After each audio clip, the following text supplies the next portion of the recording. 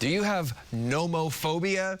It's not a medical term, kind of an internet term, but it's the fear of being without a mobile device. No more mobile devices. And one OU researcher and professor has been looking into why Oklahomans can't seem to live without one of these. OU Health Chief of Psychiatry, Dr. Britta Ostermeyer, joins us live on Zoom to talk about cell phone addiction and what we can do to break it. Good morning, doctor.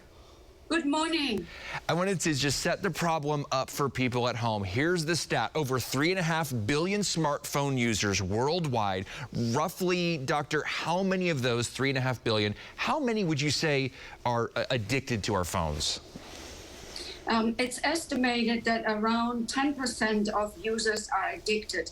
However, we do not have good numbers, and the actual number is likely significantly higher, because we're not at a time where people selectively go into a doctor's office and say, hey, I'm phone addicted.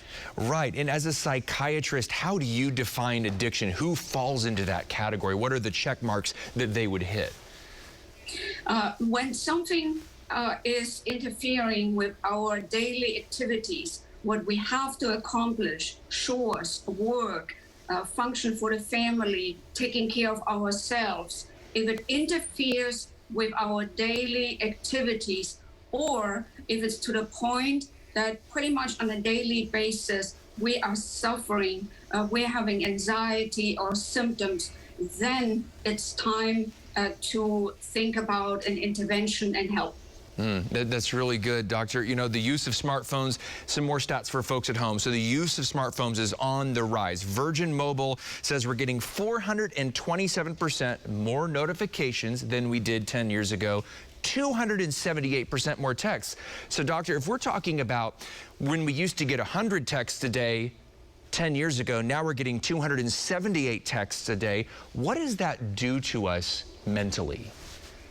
It is really priming us to look even more so on the phone because our brain gets geared at, come on, use the phone, look and check.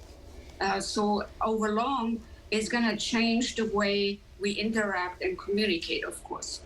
In what ways do you think that just checking your phone constantly, what are some practical ways that we can start to break that habit today? Even just one thing that we can start doing now.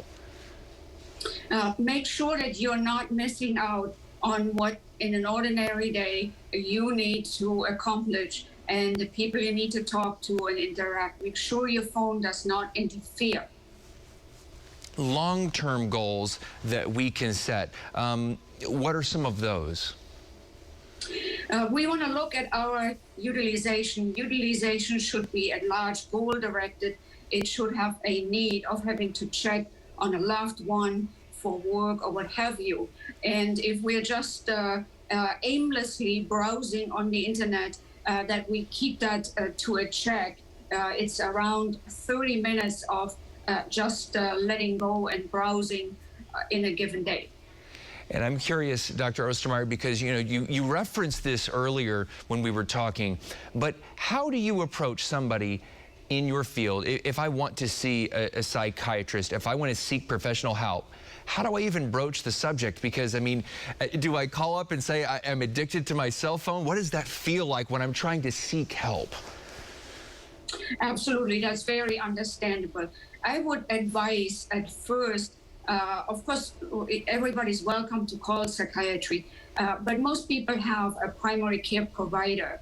And it is good to check with your primary care provider and bring up the topic. And it's good to be curious, just like we're going and being preventative of diseases of the bowel or of the lungs or breast cancer screening. It's good to bring up your habits to your PCP and say, hey, doc, would you mind having a look at that, and then explain.